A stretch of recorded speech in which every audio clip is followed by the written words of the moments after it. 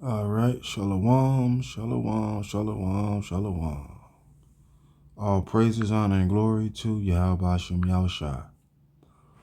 Double honors to the apostles and the elders of Great Millstone, the Ruel, and the salute and the shalom to all the Akim that are out to labor pushing this truth in all sincerity and in truth.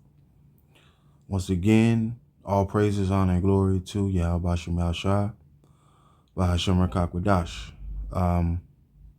This is the Elder Yashawamba's video he put up, his lesson he put up earlier today, titled 50 Shekels and Bible Customs. This law actually protects the woman, right? Because you have our people, you have a lot of Israelites that boast about being Israelites, that say shalom or shalom and all that. But deep down, they actually despise the word. They despise their culture that Yahweh Shema Shah gave us. They despise it because they weren't raised in it. We wasn't raised in it. But Jake, you have to have an ancient mindset, man. You must have an ancient mindset. All right. So y'all know me. I'm gonna get some ancient customs and all that, go into it and bring some edification through the spirit and power of Yahweh Shemal Shah, Bashem Kalkadash. Let's get it. Now, first, let's get ancient mindset.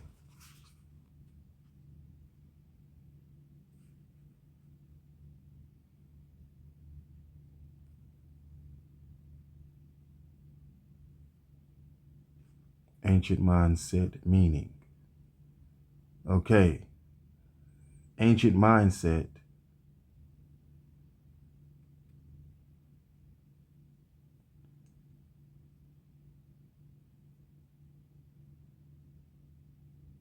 Hold on real quick. I'll say this. Hold on. Ancient mindset definition. Ancient mindset definition. Okay, ancient mindset definition means an ancient mindset isn't one single definition, but refers to deep-seated, often fixed patterns of thinking from antiquity. What is antiquity?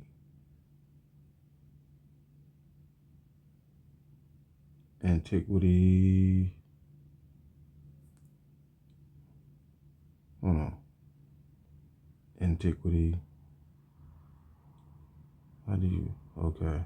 Hold on. Antiquity. Antiquity means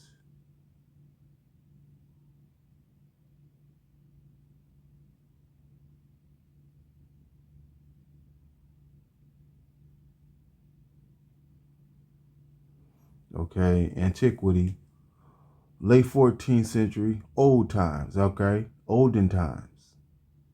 Olden times, great age, old age. Right. Ancient times, antiquity. Ancient of olden times, long in existence. All right. So antiquity means ancient times.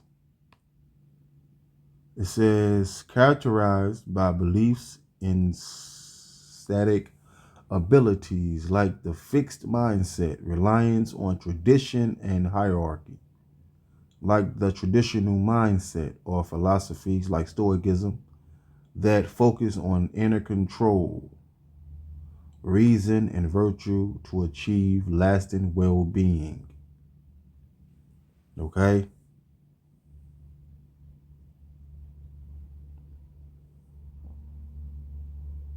So, Jake, you have to have an ancient mindset, man.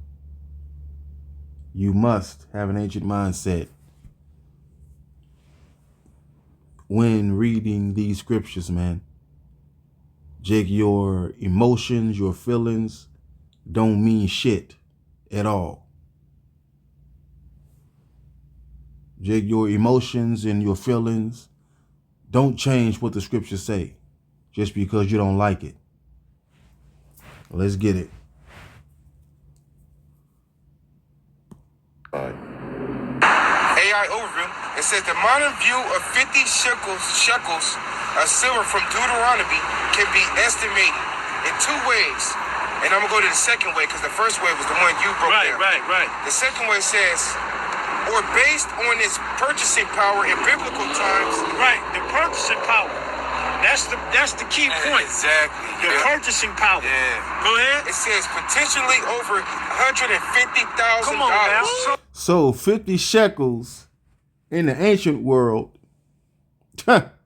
50 shekels was what, man? $150,000, man.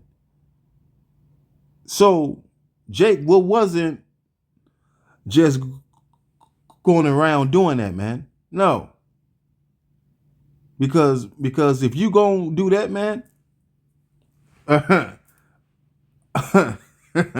all right? Because, man, if Jake was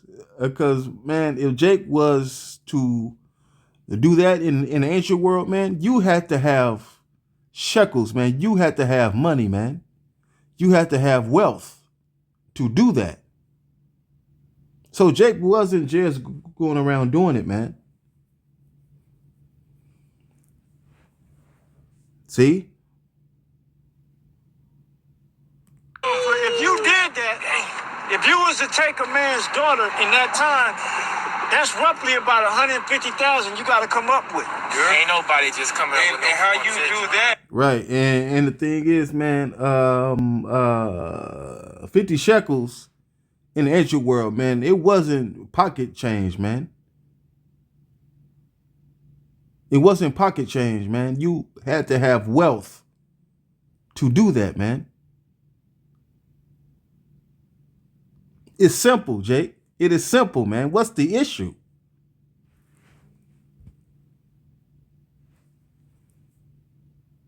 Is that you had to work for that man for that. Yep, you would have to work for the man. Exactly, because Jacob, he worked for Laban. He worked for his uncle. See?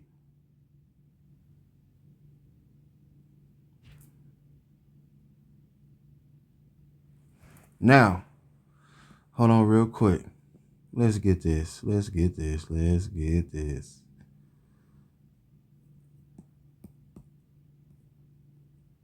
I love this.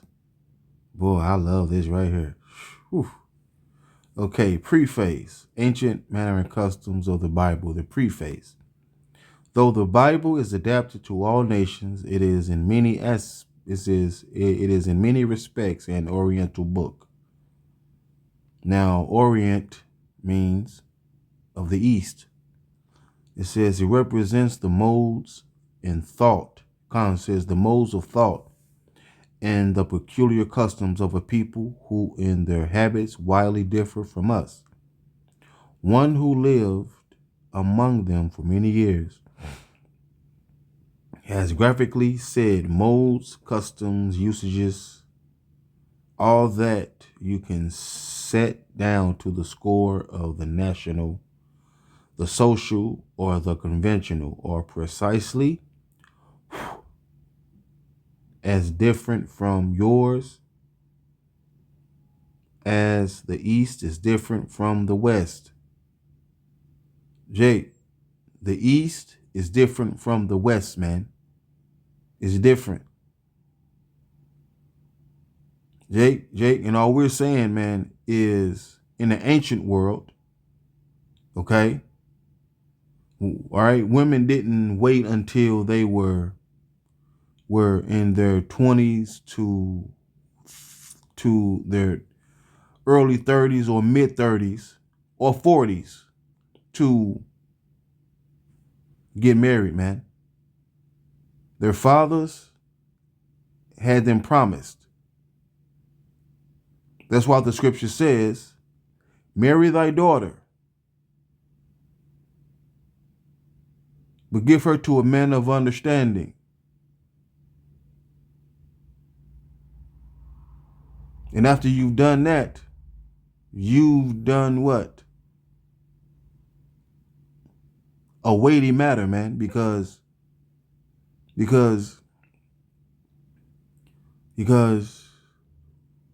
that brings what, man? Order, man. And plus, a father knows the type of man that his daughter needs. Just like a father knows the type of woman his son needs. It's simple. All right, man, and plus, arranged marriages happened in the ancient world, man.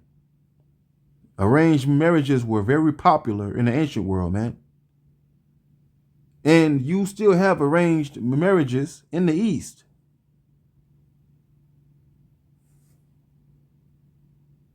See? Now, remember, Jacob, he worked for Laban. He worked for his uncle, Laban. All right? All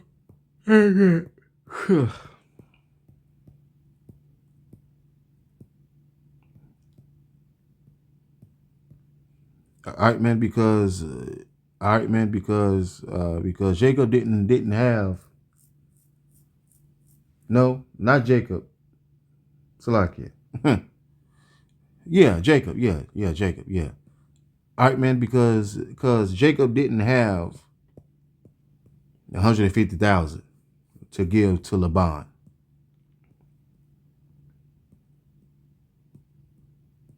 Because it says brides bought.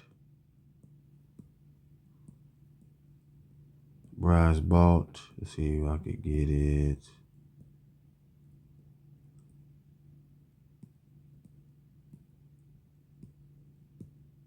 Seasoned food, sleeping out of doors.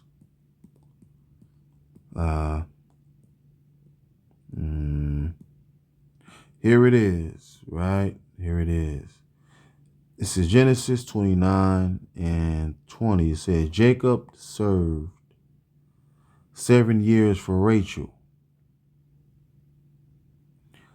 The dowry comes not with the bride, but for the bride.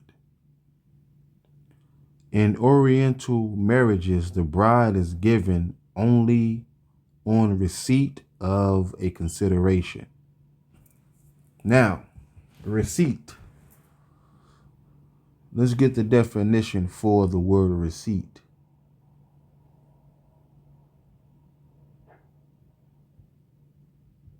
Receipt definition. Receipt is the action of receiving something or the fact of its being received. Receiving, reception. Wow. Huh. Wow. Wow. Damn. Wow. It say, in many cases, the transaction amounts to actual bargain and sale. This, however, is not necessarily the case. Custom regards the father of the bride as entitled to some compensation, right? Just like in Deuteronomy 22 and 8 to 29. See? Because the man, he seen the woman in the field, right? He asked if she was what? a betrothed, aka engaged or promised. If she wasn't, he took it. Hey, he must give the father of that woman 50 shekels of silver, man.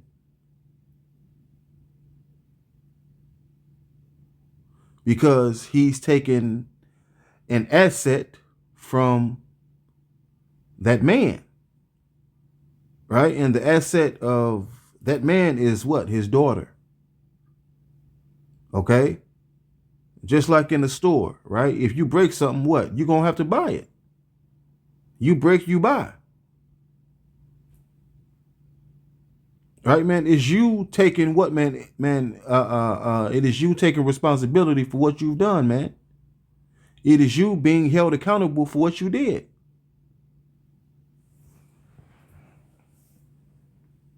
It says, it says, custom regards the father of the bride as entitled to some compensation for the trouble had in her training and for the loss of service experienced by her departure from home.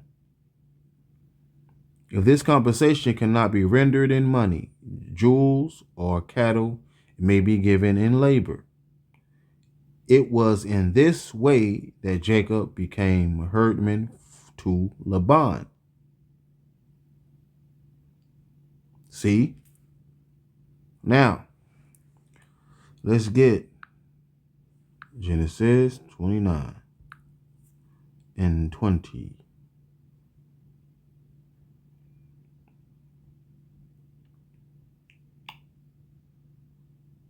Yep, it say, and Jacob, hold on, well, let's start up.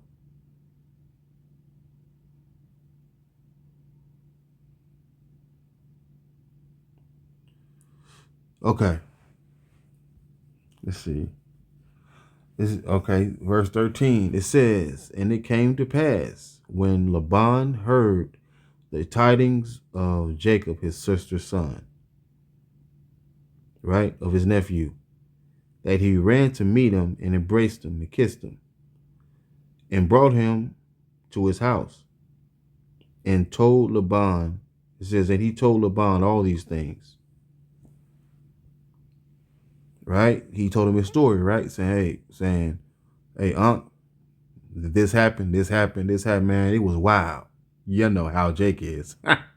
It say, and Laban said to him, surely thou art bone. It says, thou art my bone and my flesh. And he abode with him the space of a month. He said, what? We family.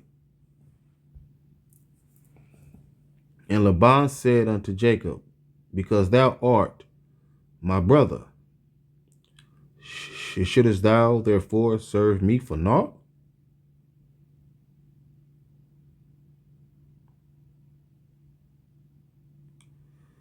Tell me what shall be thy wages, right?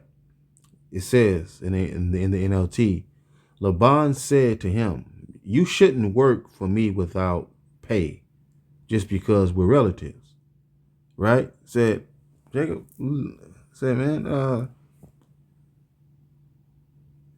you ain't gonna work for free though. I'm gonna have to give you something, right? Tell me how much should your wages be, right? Now Laban had two daughters. The older daughter name was Leah, and the younger one was Rachel. There was no sparkle in Leah's eyes, but Rachel had a beautiful figure and a lovely face. Man, so Rachel was fine and stacked. Says, since Jacob was in love with Rachel, he told her father, I'll work for you 7 years if you'll give me Rachel, your younger daughter, as my wife, right? Now, all right, man. Now, That was Jacob's first time seeing Rachel. His first time seeing her, right? The first time he seen her. And we're like, ooh, nah, who is that? Like, ooh, she fine. Hey, I needs that, right? And Laban says, agreed. Laban replied, I'd rather give her to you than to anyone else. Stay and work with me. Right? Say, hey, well, like, hey, it is better for me to give her to you than to anybody else. So, hey, I got you. So Jacob worked 7 years for Rachel, but his love for her was so strong that it seemed to him but a few days. That's how much Jacob was in love with Rachel, man. He said it seemed to him but a few days. Man, so as Jacob is working and all that, all he's thinking about is Rachel. Right? Saying, man, she's so fine. Man, I need that. Boy, I love this woman. Man. Now, Moses did the same thing. It says Moses probably served Jethro in a similar manner. For the sake of having Zipporah. Compare Exodus 2 to 21. Exodus 2 to 21. Birth of Moses. Okay, let's see.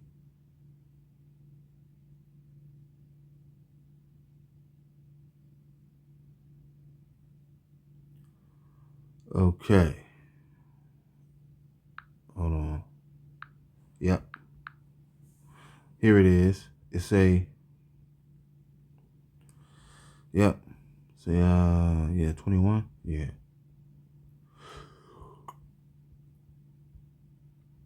And Moses, hold on. And they verse 19, and they said, an Egyptian delivered us out of the hand of the shepherds, and also drew water enough for us and watered the flock. And he said unto his daughters, and where is he? Why is it that ye have left the man? Call him, that he may eat bread, right? All right, man. So Raul, Zipporah's father, said, so he did this. Where is he? And you left him? Really? Call him, that he may eat bread and come with us. And Moses was content to dwell with the man, and he gave Moses Zipporah, his daughter. Right?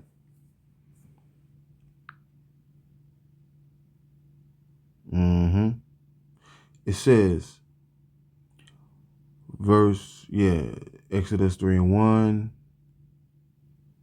It say, one day Moses was tending the flock of his father-in-law Jethro. Yeah, Jethro, not Raul, my bad. But what says, one day Moses was tending the flock of his father-in-law Jethro, the priest of Midian, and he led the flock far into the wilderness and came to Sinai, the mountain of Yahweh. See?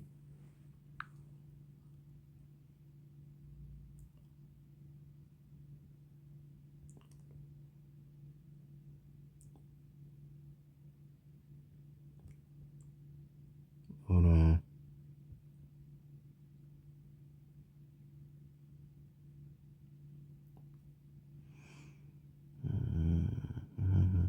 And when they came to roll their father, he said, how is it that you came back so soon? Okay, yeah. It says Shechem offered to Jacob and his sons any amount of dowry. He was pleased to ask for Dinah, right?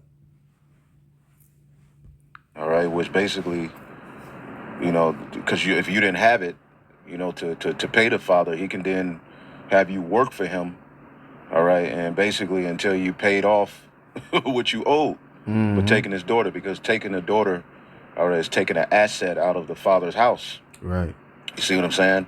And this law, all right, and the penalty of that law, if she's not married or betrothed, all right, would keep a man from actually doing that. Now, let's go to the book of Deuteronomy, the 22nd chapter. I have this in the GNT. All right, we have laws concerning sexual purity.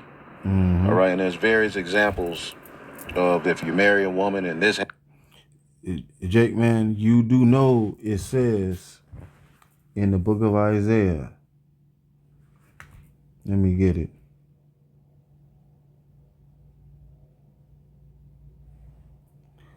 Isaiah 55 and 8 to 9.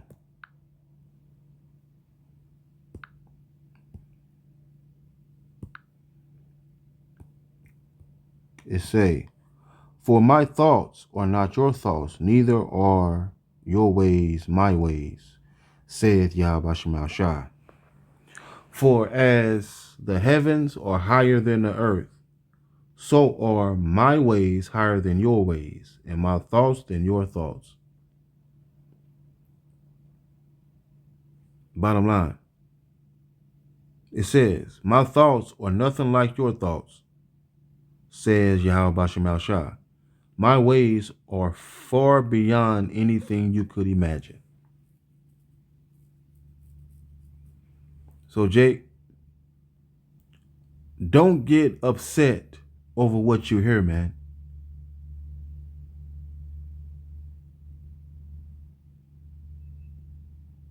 Because, Jake, how we've been raised here in the West, come on, man.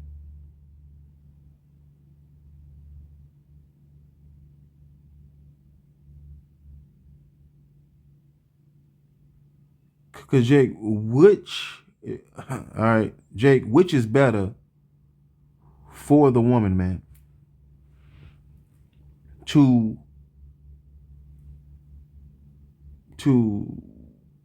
get in an arranged marriage, the one that her father chooses for her, or to, all right, or to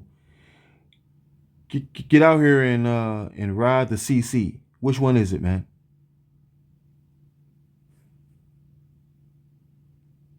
The father knows what's best for his daughter, just like a father knows what's best for his son.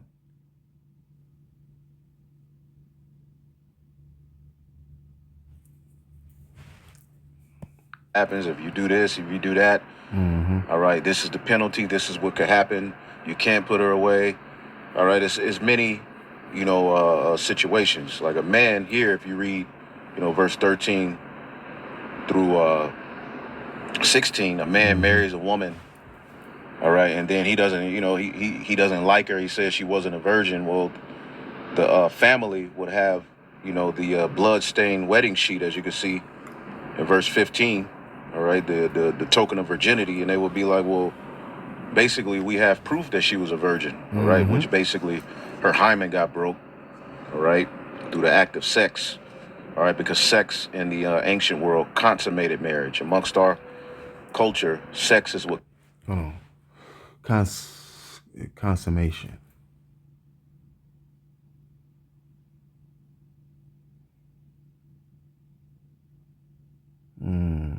How do you spell that? Consummate. Consummate definition. Okay. Consummate means make a marriage or relationship complete by having sexual intercourse.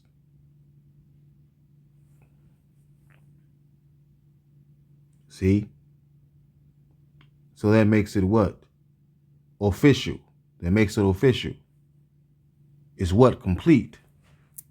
Consummated a marriage. Yes, there were things written up and agreed upon between the two parties, but sex is what consummated it. Okay?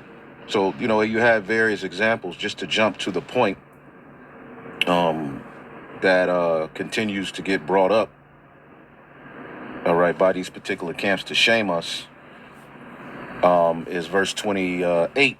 All right, suppose a man is caught graping a young woman who is not engaged, okay?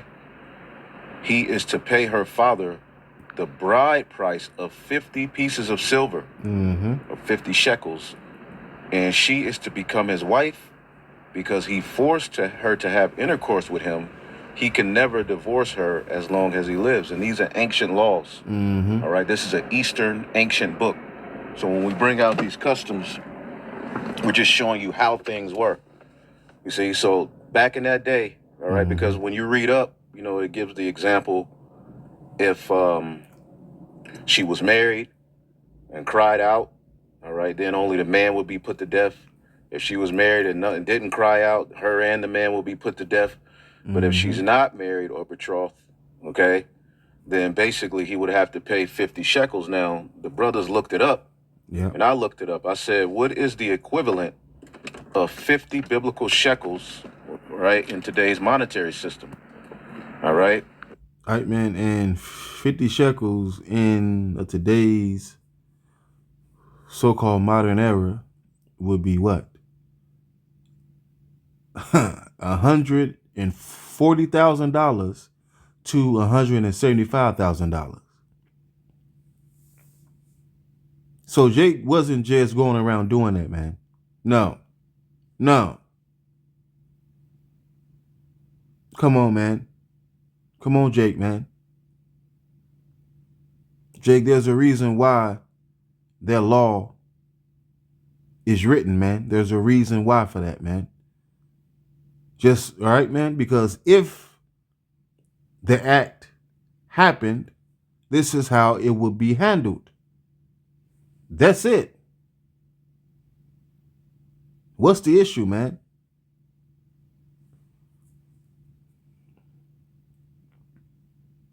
Like, how are you gonna call your how are you gonna call yourself an Israelite, but then have a problem with what's written in the scriptures? What?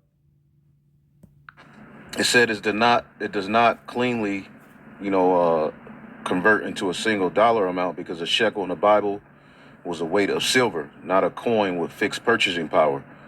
All right. So then it goes through, the breakdown. All right. You got certain brothers into measurement, money and all of that, because the dollar itself is supposed to be a measurement of a particular metal, or gold or silver, or copper. All right. But it says using modern wages. All right. That can be up to 140 to 175,000. This reflects economic weight, not metal value. Why the Bible used weight and not coins, all right? It was tied to real assets as in today's money is all, fake. But purchasing power, that would be about $140,000 to $175,000. See? Okay? 50 biblical shekels was not pocket change. It represented years of labor, restitution, or covenant obligation. Closer to a major financial judgment than a fine. Okay, then it says if you want. So when you get this law, right? When you get this law, okay, it was put in place, all right, because basically a father will want to give his daughter away. Yeah. You know what I'm saying? That was the custom. All right. And when we talk about the age, once she's past the flower of her age, she's eligible for marriage. But a father could always wait. Right. All right. He could promise a daughter his daughter to a man, you know, at a later date. So they would have a betrothal period. Right. And during that betrothal period, she couldn't be promised to another man. She couldn't deal with another man. She had to be basically molded and guided. Right. Because in the West, right, if a woman is engaged, right, she's still able to go to the club, shake her ass, and talk to other men, man, while she's engaged. But in the ancient world, though, man, no, it wasn't like that, man. The young woman of marriageable age, all right, she was what? A betrothed, and she stayed home. She didn't do whatever she wanted. She stayed home in her father's house. But it says this in the preface.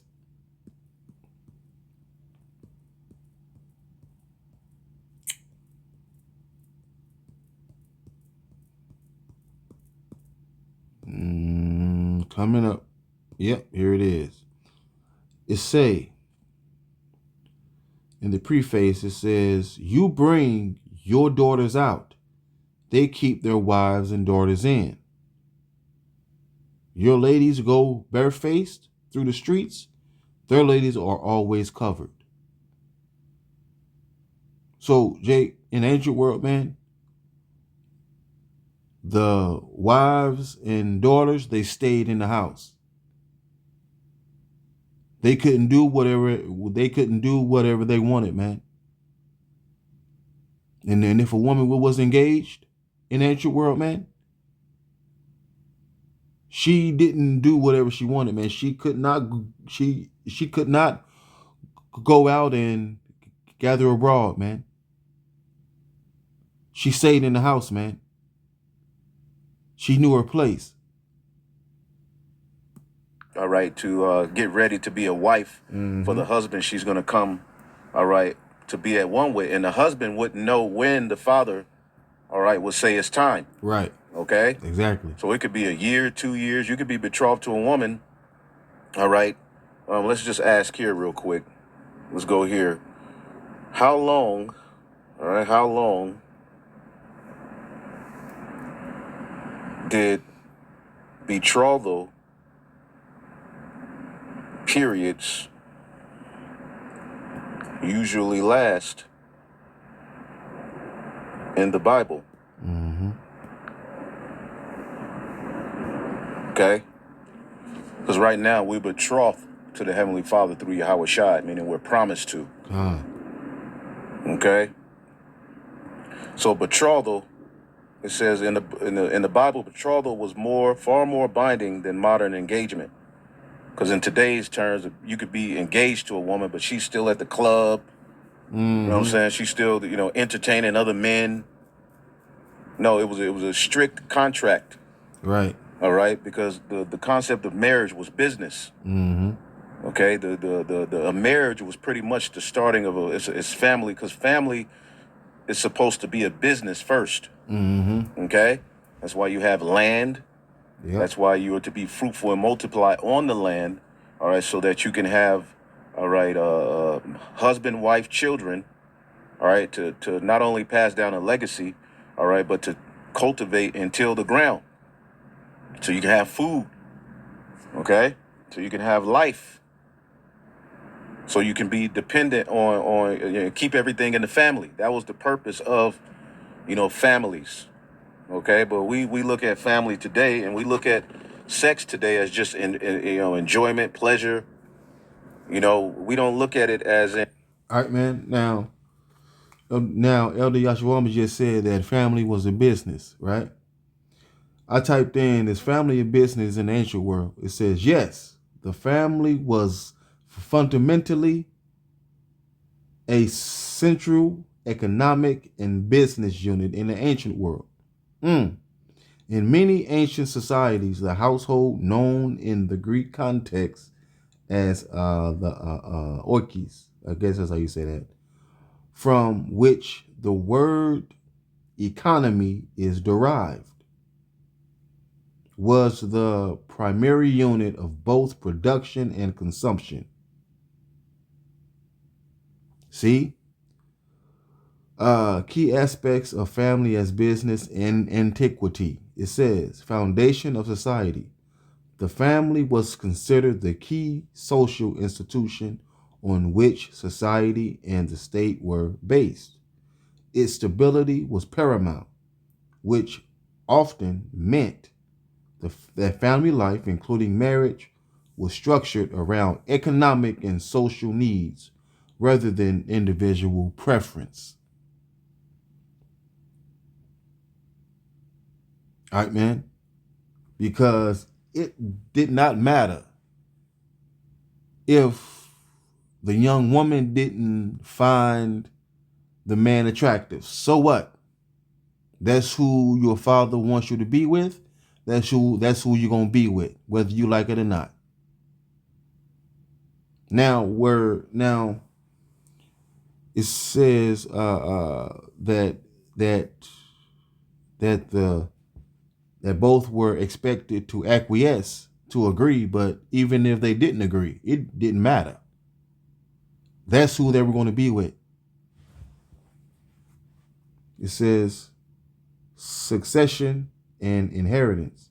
Continuing the family name and legacy was extremely important, often dictating legal and social structures. Property and social position were typically passed down through the male line, a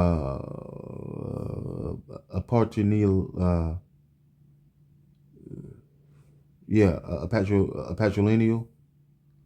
It says, in cases without a son, adoption was practiced, blah, blah, blah. Arranged marriages, right? Arranged marriages. Marriages were typically business arrangements designed to create alliances, consolidation, wealth, and ensure orderly. And it says, and ensure an orderly society. The heads of the household were responsible for arranging suitable marriages for his children, taking the process very seriously. Come on, man. Come on, man. Jake, come on, man. Jake, you have to know these things, man. Because Jake, man, when you know these things, man, you'll say, oh, I get it. Come on, man. It say what? They teach a wise man, and it says, hold on.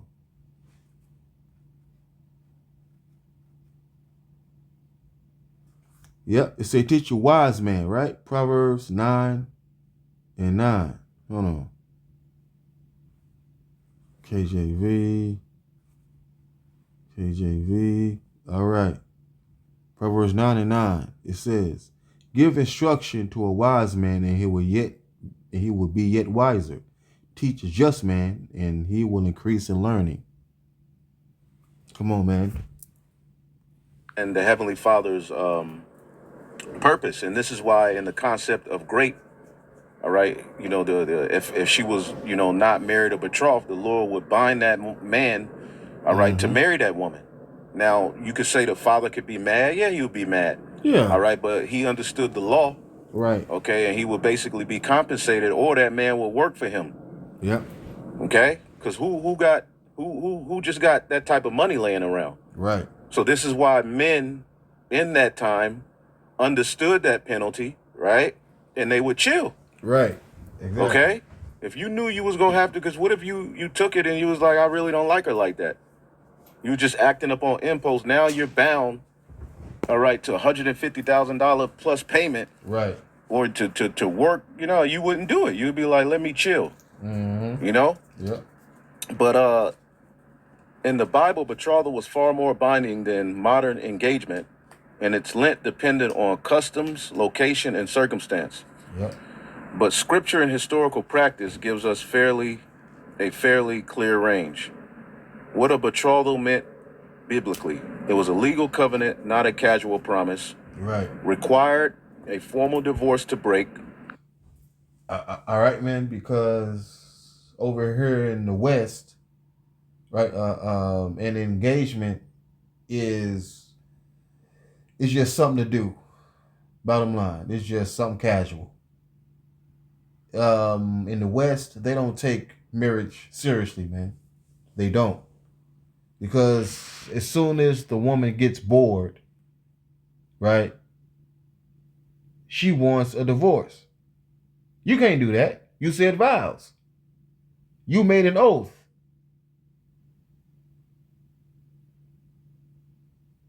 You made an oath, man. You have to stay with that man. It don't matter if you don't like him no more. It don't matter if you don't love him. So what? You still got to be there. You can't leave. Going into Matthew, the woman was already called a wife, though the marriage was not consummated. And what consummated marriage in the Bible was sex. Sexual intercourse. That's why the token of virginity was presented. These are things that these particular camps are ashamed to tell you all. Right. When we say sex is marriage, we're saying that basically sex consummated, all right, a marriage. Yeah. All right. Now, when things were done decently in order, the families would come together. There were contracts and things drawn up, all right, for inheritance purposes and things like that. But sex is what completed it. If you take a man's daughter, because that's who she belonged to before she belongs to a man, then you're surpassing all of that. You're breaking the order, all right, and you've consummated a marriage without the order of the father being involved. Yep. Okay? And this law was put in place, okay? It's not that men just went around graping women. It's not that we're teaching it's okay to just go around graping women, all right? But this law was put in place that if you did do that, this is the penalty, okay? And this is what you Israelites are ashamed to admit, okay? And the father would give his daughter away whenever he saw fit. Right. We're just telling you that process started after they had their cycle. 12, 13, 14, 15, that was around the time where she was eligible, right? Once she had her cycle, because the cycle represents what? Biology-wise, right? It represents nature-wise. It represents she's ready to bear a seed. Point blank. All right, man. So, with that, I say Shalom. All praises, honor, and glory unto Yahweh, Bahasham, Yahweh Shai, Bahasham Rakak Radash Rakatham. Shalom, Akim. Shalom.